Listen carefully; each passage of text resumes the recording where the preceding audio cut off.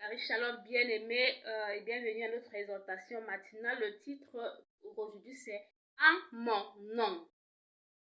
In my name. Alors la parole nous révèle dans Jean chapitre 16. Nous allons lire le verset 20 à 30. En vérité, je vous le dis, vous pleurez et vous vous lamenterez. Vous pleurerez et vous vous lamenterez, et le monde se réjouira. Vous serez dans la tristesse, mais votre tristesse se changera en joie. Bien-aimés, la parole nous révèle encore que la nuit vient la douleur, mais la joie arrive le matin avec la lumière du jour. Donc, quel que soit ce que tu passes par ces moments, sache que cette douleur est juste un prélude pour le bonheur. C'est juste un test avant ton témoignage divin. Alléluia. Alors, il y a des bonheurs, il y a des miracles qui viennent avec la douleur, comme l'enfantement. Oui, lorsque Dieu t'enlève certaines choses, c'est pour nettoyer le lieu où il va remplir de ses bénédictions, où il va remplir des choses divines, des choses qui seront positives pour ta vie, des choses dont tu as besoin pour ta vie. Alors, il ôte ce qui n'est pas nécessaire. Donc, il y a des bonheurs qui viennent après la douleur, comme les douleurs de l'enfantement. La parole nous révèle ici que la femme, lorsqu'elle enfante, éprouve de la tristesse parce que son heure est venue. Mais lorsqu'elle a donné le jour à l'enfant, elle ne se souvient plus de la souffrance à cause de la joie qu'elle a de ce qu'un homme est né dans le monde. Oui, évidemment, celles qui ont déjà mis au monde sauront de quoi la parole nous parle dans Jean 16, verset 21. Lorsque tu vas accoucher, tu te tortures, tu pleures. Parfois, tu insultes même, tu insultes même tout le monde, même les médecins, même le père de cet enfant-là. Tu es tellement dans un état pitoyable. Mais dès la première seconde où tu entends le cri de ton bébé, tu oublies tout ce par quoi tu es passé. Tu oublies toutes les douleurs que tu as ressenties. Même les paroles que tu disais, si on te demande de les redire, tu ne pourras pas. Parce que tu es contente à cause de cet enfant que tu vois, de ce bonheur, de cette créature entre tes mains qui est sortie de tes entrailles par la grâce et la puissance de Dieu seul. Alléluia. Le verset 22 nous dit, vous donc aussi, vous êtes maintenant dans la tristesse, mais je vous reverrai et votre cœur se réjouira, nul ne vous ravira votre joie. C'est Jésus qui parle ici à ses disciples au moment où ils s'apprêtaient à ascensionner. Ils étaient tous tristes parce que le Messie partait, parce que Jésus-Christ partait. Alors ils étaient tristes. Voilà pourquoi le Christ les consolait en leur disant, votre joie sera parfaite lorsque je vous retrouverai. Et plus loin, il dira, je vous enverrai le consolateur, le Saint-Esprit.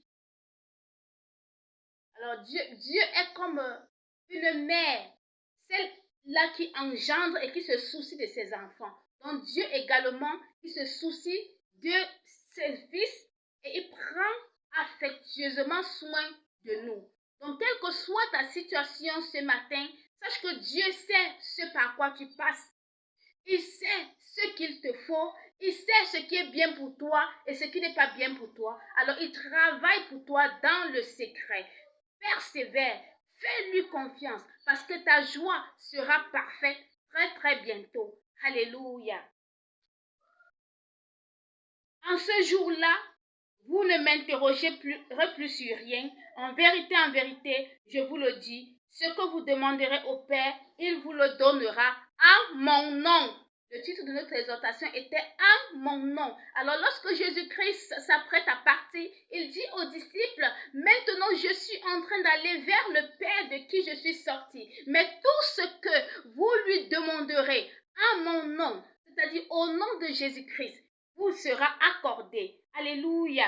Tout ce que vous demanderez au Père en mon nom, oh, il vous l'accordera. Vous le recevrez. Alléluia.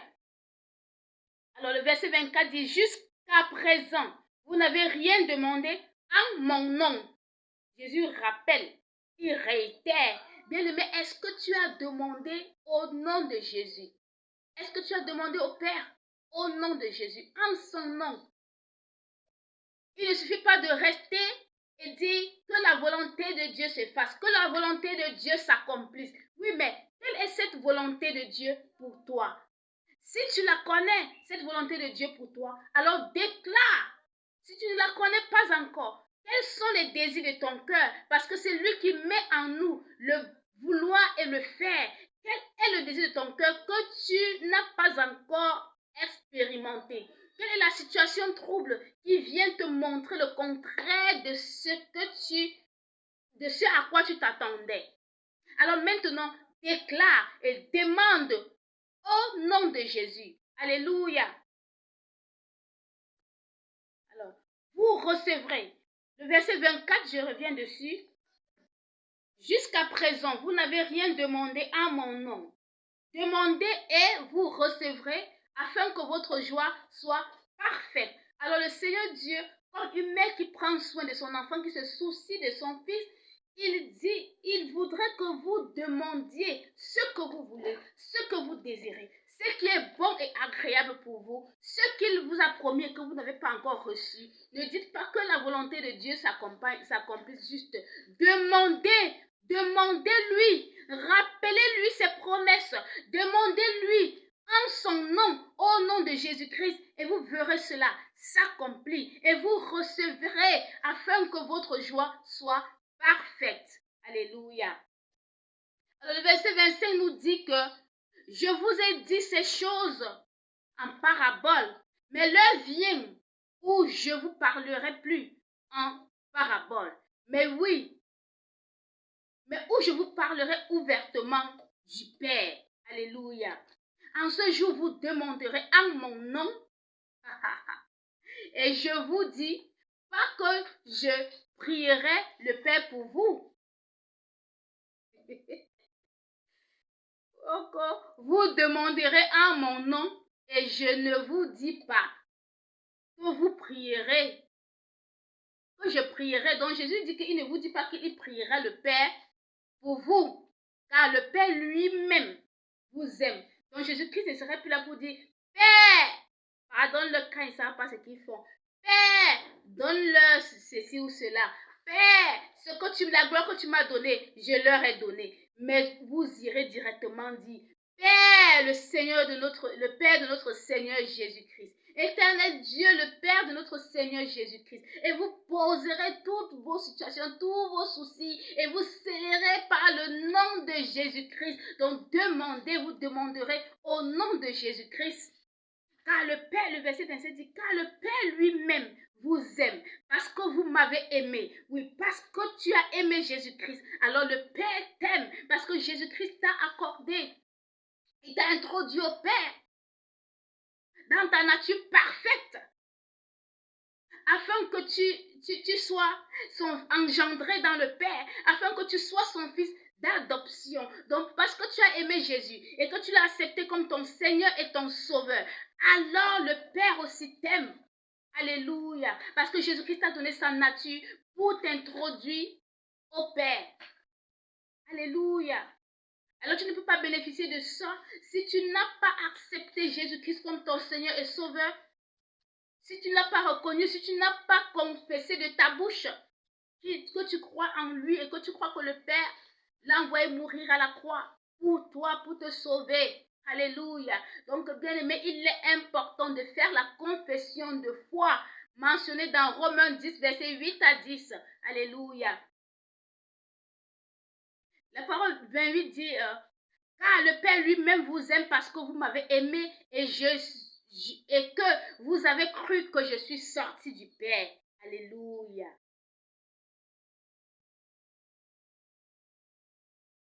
Oh, Rabba Shekete. Je suis sorti du Père et je suis venu dans le monde. Maintenant, je quitte le monde et je vais au Père. Il annonce ici son ascension vers le Père. Il retourne au Père, d'où il était sorti. Alléluia. Parce que la parole nous a dit que personne n'est monté au ciel si ce n'est celui qui en est descendu. Donc Jésus-Christ était le premier qui était venu du Père. Et maintenant, au cours de son ascension, après avoir accompli sa mission, il retourne au Père. Il retourne à la maison d'où il était venu. Alléluia. Ses disciples lui disent, voici maintenant tu parles ouvertement et tu n'emploies aucune parabole. Maintenant nous savons que tu sais toutes choses et que tu n'as pas besoin que personne t'interroge. C'est pourquoi nous croyons que tu es sorti de Dieu. Jésus leur répondit, vous croyez maintenant? Wow! C'est really amazing. Jésus dit dans le verset 32, vers la fin de la deuxième partie, « Mais je ne suis pas seul car le Père est avec moi. » Le Père, le Fils et le Saint-Esprit étaient inséparables, mais ils opèrent toujours ensemble. C'est trois personnes distinctes. C'est pourquoi on parle de Trinité. Ils opèrent ensemble, mais ils ne sont jamais séparables. Donc, je vais dire ça très bien. Ils sont trois personnes distinctes, mais inséparables, parce qu'ils opèrent toujours ensemble. Alléluia. Alors, les disciples disent que maintenant, ils croient que Jésus-Christ vient du Père et que le Père a envoyé Jésus. Souvenez-vous, au début de son ministère, lorsqu'il était arrivé, personne ne croyait en lui, même pas les sacrificateurs. Et ils ont même dit, qu'est-ce qui peut sortir de bon de Jérusalem? Qu'est-ce qui peut sortir de bon de Nazareth? Donc personne ne croyait en Jésus. Il y a une infime personne qui ont cru en lui à cause de la révélation qu'ils ont eue. Certains ont cru en lui à cause des miracles qu'il a perpétrés. Certaines personnes ont cru en lui à cause du caractère que Jésus-Christ avait. Mais beaucoup n'ont pas cru en lui. Alors ce jour, lorsqu'il partait après sa résurrection, les disciples ont dit, nous croyons maintenant que tu sais toutes choses. Nous croyons maintenant que tu viens de Dieu. Nous croyons maintenant que tu es de Dieu. Nous croyons maintenant que tu es fils de Dieu. Tu es le Messie. Il a fallu que Jésus meure. Il accomplisse sa mission pour que certaines personnes croient. Parce que même à la croix, lorsque Jésus a expiré, c'est là où des gens ont dit qu'il y a eu des phénomènes surnaturels. C'est là où des gens ont dit, oh, ça c'était vraiment le Fils de Dieu. Alléluia. Alors bien aimé, tandis que nous nous préparons pour la Pentecôte qui a lieu dans quelques jours, prépare-toi, décharge-toi de tout ce qui n'est pas de Dieu dans ta vie. Prépare-toi, parle, prie en langue pendant des heures. Prie et médite la parole de Dieu pour te mettre dans cette disposition de celui qui attend de recevoir le Saint-Esprit. Alors, lis les Actes des Apôtres, acte 1, le chapitre 1 à 14, pour te préparer à recevoir le Saint-Esprit. Récemment, j'étais en train de faire cette prédication dans le forum de God Lordship in Christ Ministry sur WhatsApp. Et le Seigneur m'a donné la parole de Acte 1 à 14. Alors lorsque je me suis levée pour prêcher, arrivé au verset 13, qui parlait de la Pentecôte, lorsque j'ai parlé de la Pentecôte, le Saint-Esprit de Dieu est descendu et il y a eu des effusions, la descente était fracassante et j'étais saisie de l'Esprit de Dieu. Et beaucoup de personnes qui ont écouté cet audio, d'enseignement et de prière. Enfin, je ne priais même pas, mais j'enseignais. C'était juste un enseignement de la parole de vérité. Beaucoup de gens qui l'ont écouté ont eu de nombreux témoignages, il y a eu des restaurations, il y a eu des personnes qui ont parlé en langue, il y a eu plusieurs miracles de guérison. Alors si tu es connecté, si tu écoutes cet audio et que tu aimerais avoir cet audio qui transforme et qui parle de la préparation à la Pentecôte, où le Saint-Esprit de Dieu descend, alors contacte-moi et je t'enverrai sur WhatsApp cet audio d'enseignement. Oui, parce que ce jour-là, j'ai reçu ma Pentecôte.